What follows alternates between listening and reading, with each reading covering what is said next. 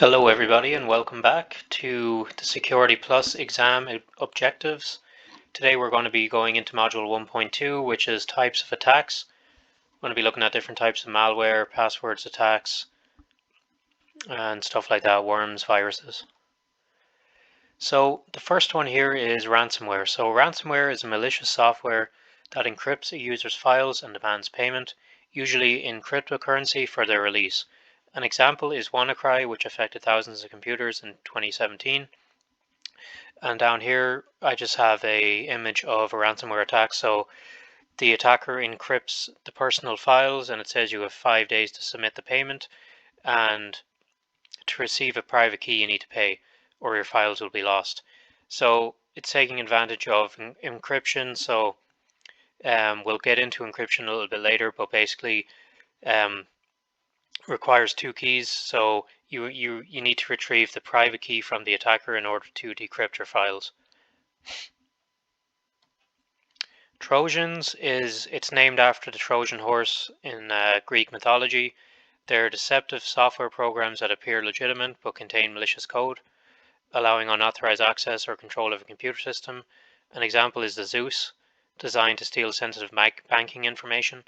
So Trojan horse, essentially, if you remember the Trojan horse of Troy, the Greeks built this wooden horse as disguised as a gift, and inside were Greek soldiers.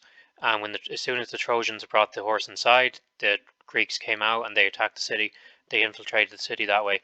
It's the same in this malware, where the malware will disguise itself as a seemingly legitimate program or file, and as soon as you download it, lo and behold, it's malware. Now they have access to your system. So as in the other video, I recommend for all of these, have your flashcards out, write a one-line little description of ransomware Trojans, and then a little example. That way, when you're flipping through your cards, you can go through them quick. And we're hitting every topic on the exam objectives for 1.2. So now we're into worms. This is kind of blurry actually to make this out, but worms are self-replicating malware that's spread across computer networks, often exploiting vulnerabilities, and can damage or disrupt systems. An example is the Conficker, which infected millions of computers. So where a virus needs a human to click a link to spread, worms can spread by themselves. And in this diagram, it's the example of the Conficker. This machine downloads the worm, and from there the worm is able to replicate itself onto every machine in the network.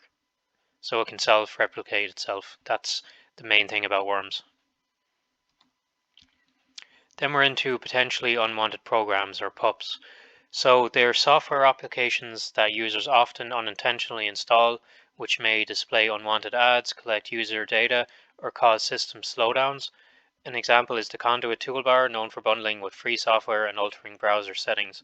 They can often be difficult to get rid of. The thing about PUPs is they're potentially unwanted, so they may be harmful, they may not be harmful, but the main thing to remember is that you're downloading some type of software, and the PUP will come with the software unbeknownst to you. So you don't know that you're installing this. Yeah, so for example, that toolbar, so it comes with a free software, and then it alters your browser settings. So yeah, just write that on your flashcard that it may be harmful, it may not be harmful, but the main thing is just that you're unaware that you're installing it, and it comes with another software. Then we're into fileless viruses. They're a type of malware that operates in computer memory. That's an important point, so write that on your flashcard, without leaving traditional file traces, making them challenging to detect using conventional antivirus methods.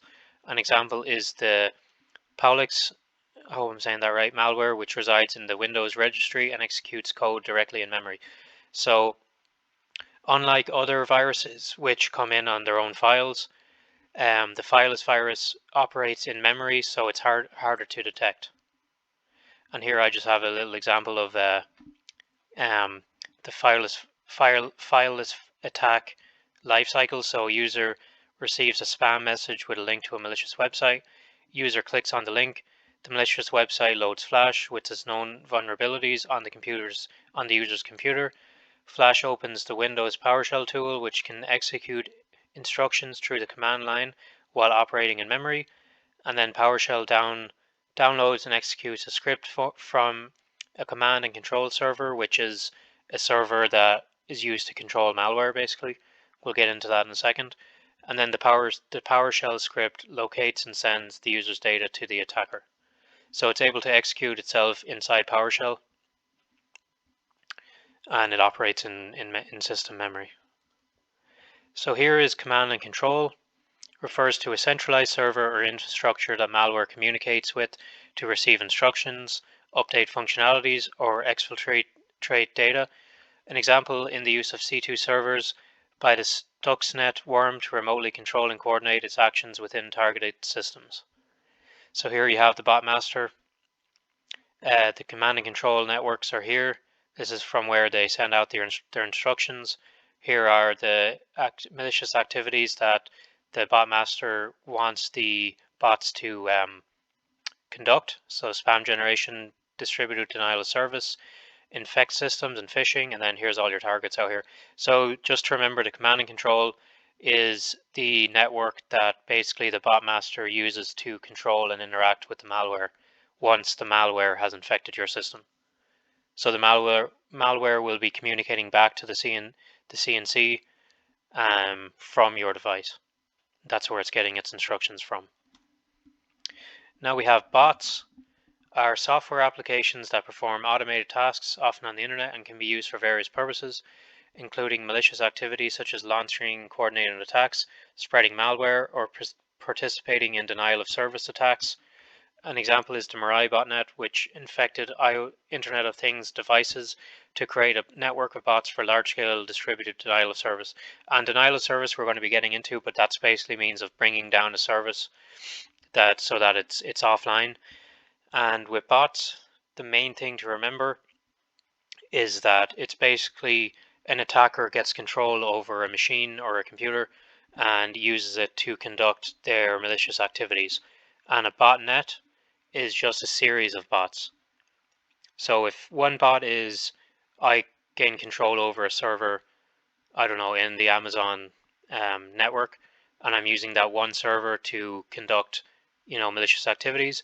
A botnet would be if I manage to infiltrate 100 or 1,000 servers in the Amazon network.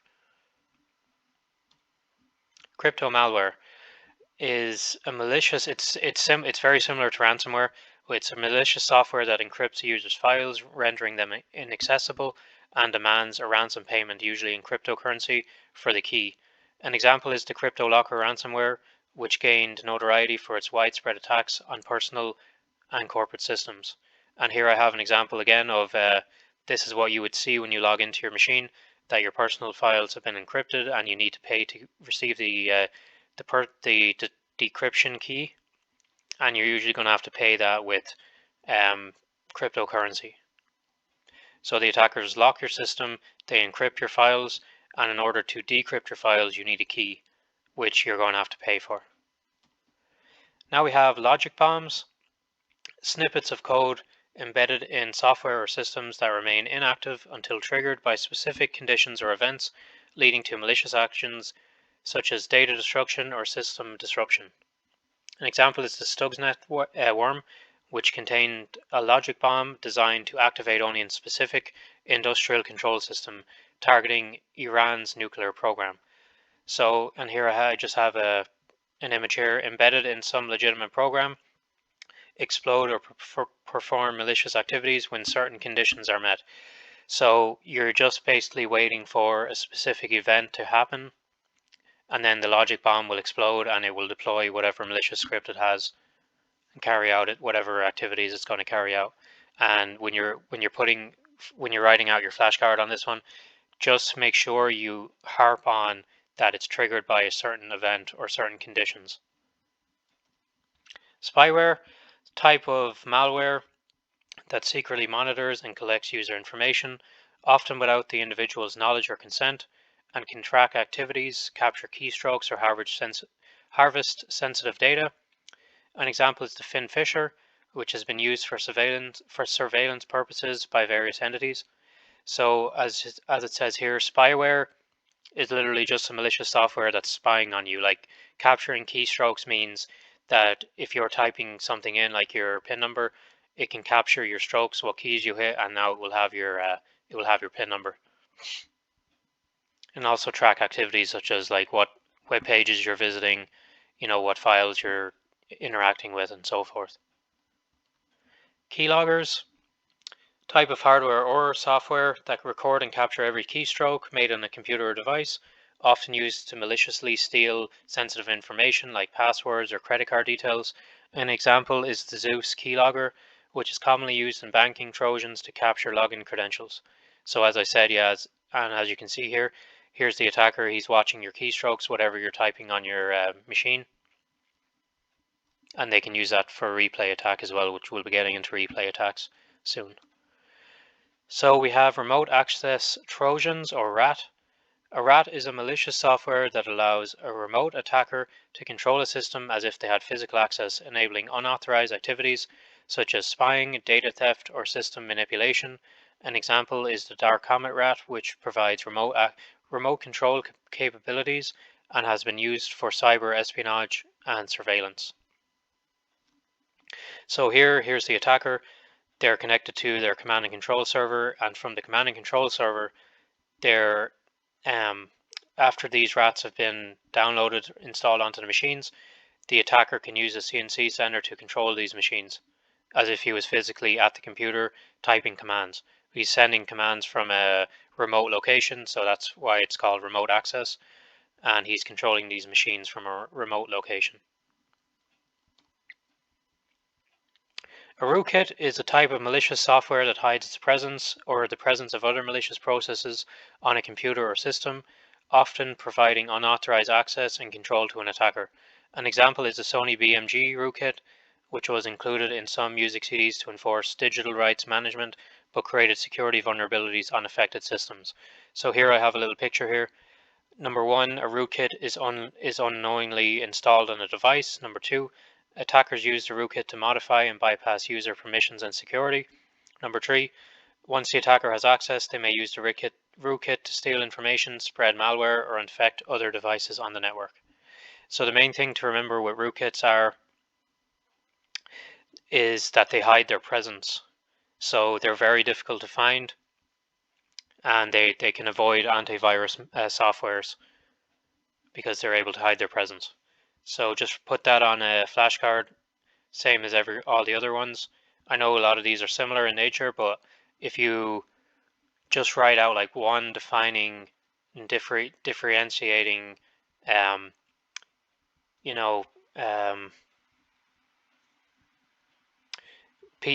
piece of distinguishable information on each one of them so that you can differentiate between them when you see them on the exam. Then we have a backdoor. It's a hidden entry point in a software application or system that allows unauthorized access, often created intentionally by developers or attackers, providing a means to bypass normal authentication and security controls. An example is the Netcat backdoor, a versatile networking utility that can be misused for unauthorized access and data exfiltration. So it's basically it's a way around the firewall. So in this diagram here, we have, this is the system here, network. The attacker sends a backdoor to the target system. The backdoor, once installed, checks which port is allowed to access the CNC server. So basically the attacker is going around the firewall, and it's usually not the attacker like physically doing this. It's some type of it's malware that's able to actually create a backdoor to open the backdoor to the CNC server so that it can operate in and out with the CNC server and bypass normal authentication and firewalls. It's basically just like another way into the system, unknown to in a malicious setting. It's unknown to the system owner. Now we're into password attacks. So password spraying typically refers to a technique where attackers attempt to gain unauthorized access to multiple user accounts by systematically trying a few commonly word passwords across many accounts to find one that works, exploiting the tendency of users to choose weak or easily guessable passwords. So the thing to remember with spraying is the attackers are not going to spend all day on one account trying every possible password. They're going to hit one account, spray 3-4 passwords, commonly used passwords. Before they get locked out, they're going to move on to another account. So they might hit like 100 accounts in whatever, a half hour. They're going to hit 3-4 password attempts for each account and then move on.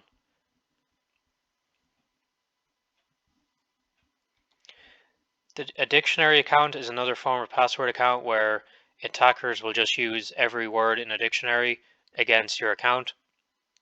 It's a type of brute force attack where an attacker systematically attempts to gain unauthorized access to a system by trying all the words in a pre-existing dictionary or a list of commonly used passwords, exploiting likelihoods that users may use easily guessable terms for their passwords. That's why a lot of programs now they won't just allow a dictionary word. You'll have to combine it with numbers or special characters. And if you have any password, any password that you're using right now that's a common dictionary word like door, window, anything like that, that is vulnerable to a dictionary attack. Brute force attacks, cybersecurity attack method where an attacker systematically tries all possible combinations of passwords or encryption keys until the correct one is found, often relying on sheer computational power to break through security measures. So what that means is, in a brute force attack, it often requires a huge machine. It often requires a huge machine capabilities and capital, like a very powerful CPU, in which the attacker will try every single combination of a password. So it might start with 0, then it will go to 00, then it will go to 000, then it will go to 0000, and so forth. And basically it will try every combination. That's why it takes so much computational power, because it's just trying over and over again within seconds, like hundreds of different variations. That's why we've seen a lot of companies have implemented the password lockout, where you can only try like 5-6 passwords at a time before it locks you out for 10 minutes, 15 minutes. And they're basically trying to protect against brute force, and they're in the hopes that the 10 minutes of a lockout will be enough to deter the attacker so that they don't have enough computational power to wait for those 10 minutes and then keep trying again. It's just raising the bar for attackers. And then you have offline brute force, which is a type of brute force in which the attacker basically attempts to crack the passwords by systematically trying all possible combinations without being connected to the target system. So it's not like I go to Amazon.com and I run my my malware that's going to just try every single possible password. I somehow get access to a database that's storing hashed versions of passwords, and we'll get into hashing in a second. And then from my own machine, without being connected to the internet, I'm basically trying to match up every possible password against a hash. And if I get a certain combination of characters that matches a hash, then I know that I've successfully cracked the hash, and I can go ahead and use that to log into the system. So the main difference offline is just you're not connected to the target system when you're actually performing your attack on the list of hashed values. A rainbow table. So I guess here I can talk about hashing. So hashing is a form of all of these. This is a rainbow table here, but it's basically hashing is, instead of, let's say Amazon needs to store 100,000 passwords. I know it's a lot more in reality, but when they're storing those passwords in their database, they're not going to look like, 123 password, like the plain text version of the password. It's going to go through a hashing algorithm in which it produces a random string of data of a certain length, and it's going to store that in the database in case somebody does manage to infiltrate the database. All they're going to be able to get are the hashed values. They're not going to be able to actually see the plain text of the passwords. And a rainbow table comes in because it is it contains a mapping of hash values of all possible passwords, allowing attackers to quickly reverse hash passwords and find the original plain text passwords. So just for the exam, a rainbow table is essentially a list of hashes that the attacker can use to try and match up with plain text passwords. So it's essentially a list of hashes that attackers have managed to infiltrate databases. They'll get however many hashes, that values that are in there, and then they'll save them to a rainbow table so that other attackers can use them as well. And then we just have plain text versus, plain text or unencrypted, two words that mean the same thing. It refers to data that is in its original readable form without any encryption. So here we have on the left, we have the plain text, which is plain English, and to the right we have the encrypted version. These match to each other. This plain text would have gone through an encryption algorithm, and it's produced this random string of characters that doesn't mean anything to anybody, so that if somebody manages to perform like a man in the middle attack where they can open up your data packets and they can see what data you're sending to a server and vice versa. If you're using an encrypted channel, all they'll be able to see is this to the right, so they will not be able to actually see what you're doing. And hashing is supposed to be irreversible, so it's a one-way function. So if you get access to this hash value, there's no algorithm that can reverse it so that you can go back to the plain text version. The only way you can decrypt this is with what's called a decryption key, which we will get into, I think, in another module. We'll get into decryption keys. So you need one key to encrypt, you need a separate key to decrypt, and that is the only way you can decrypt data. And that is just for your, we'll get to it as I said later, but that's called asymmetric encryption when there's two keys involved. Now we're into physical attacks. So we have a USB cable, a malicious USB cable. It can be used to perform malicious actions when connected to a device. This can involve unauthorized data access, injection of malware, or other harmful activities posing security risk to the connected system. Users should be cautious and only use trusted USB cables to mitigate the potential threats associated with USB cables. So essentially what this means is if somebody can get physical access to your machine, if they plug in a malicious USB cable, that can be used to transfer malware to your system. Malicious flash drive, same thing, except we're talking about down here a flash drive. And often you might see an attack where an attacker may leave a malicious flash drive in the parking lot of a company that they're trying to attack. An employee might walk outside, see the flash drive on the floor, pick it up, and then plug it into their machine to see what's on there. That would be a big mistake, as usually it might, if it's being performed as part of an attack, it's going to have some type of malware on there that it's then going to transfer to the machine.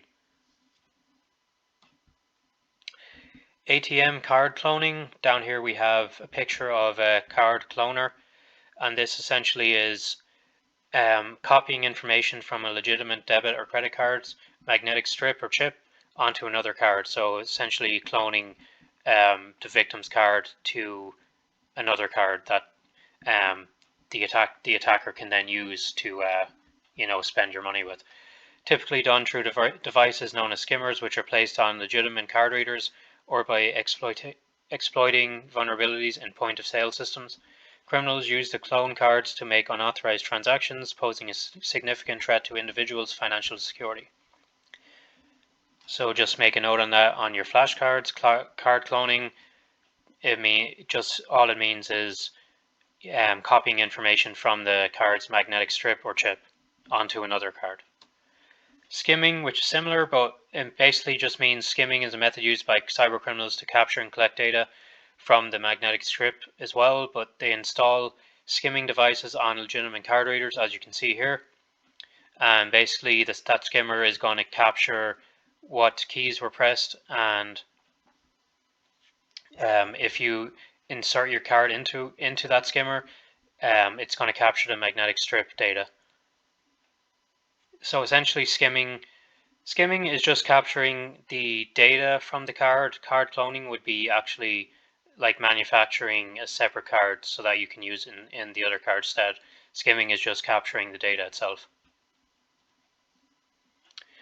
Tainted training data for machine learning. So this is referring to an attacker can train a machine learning algorithm by sending malicious or incorrect data into the algorithm.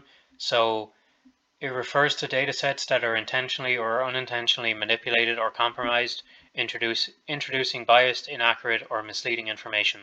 When machine learning models are trained on such tainted data, it can result in biased predictions, reduced accuracy, and potentially harmful consequences. Ensuring the quality and fairness of training data is crucial for developing ethical and effective machine learning models. And down here I just have an image of a training feedback. So we're sending in pictures of dogs. The machine learning technology is learning whether it's a dog or not, and then it's going to send its decision to the model during runtime. And here, if we wanted to taint the training model, we might start sending in pictures of cats to the machine into the feedback loop.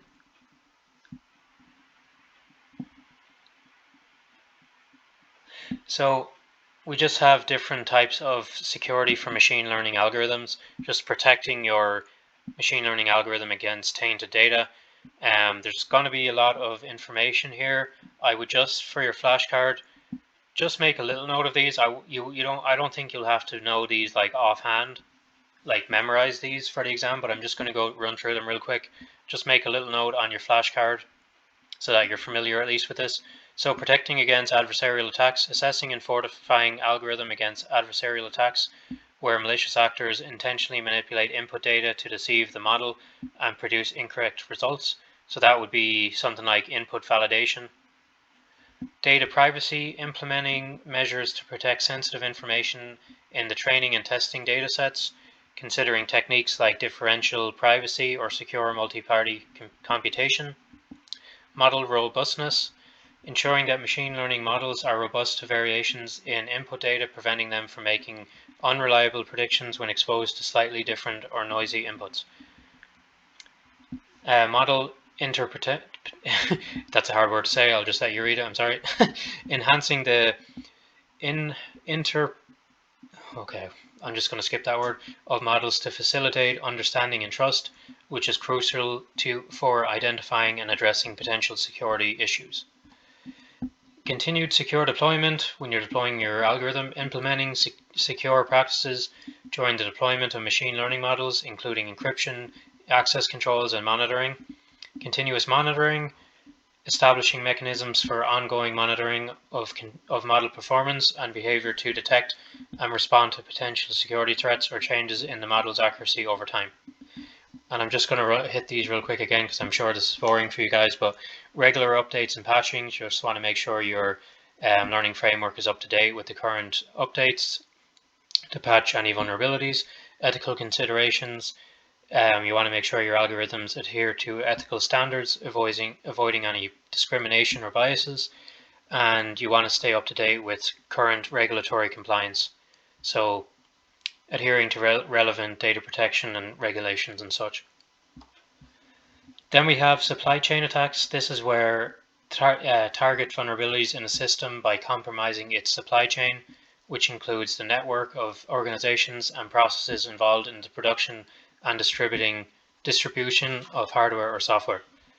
In a supply chain attack, malicious actors seek to exploit weak links in the supply chain to introduce compromised components, malware, or other form of cyber threats into the final product.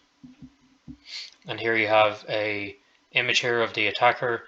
He's going to be trying to exploit these vendors, who in turn send their product or service or their software to the user, and they're going to infect the users that way. So they're infecting the vendors' product or services.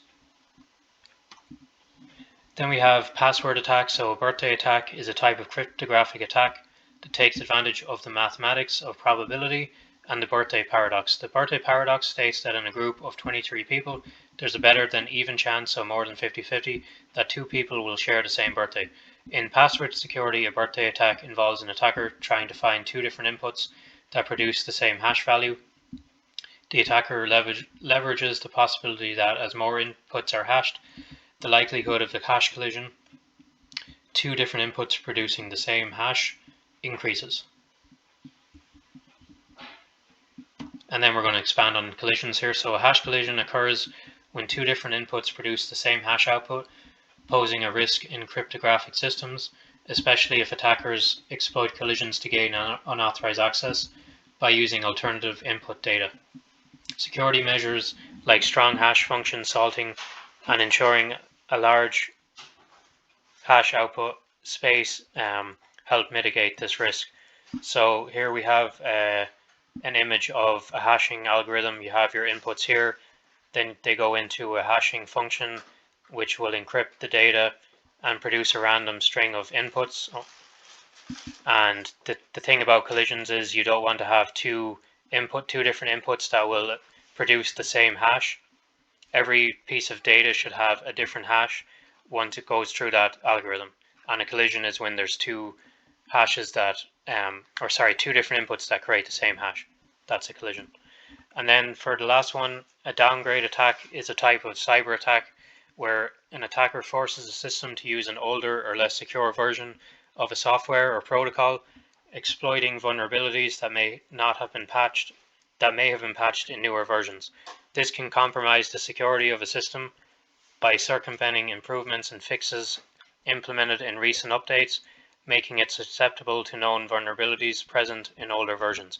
So here is an image of HTTP, which is an unsecure protocol in transferring HTML web traffic.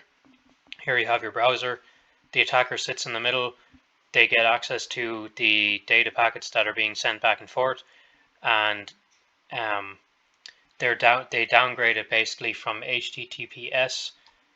So sorry, it would be the server sending back an HTTPS, which is an encrypted version of the HTML traffic, and the attacker will be downgrading that to HTTP, which is unencrypted.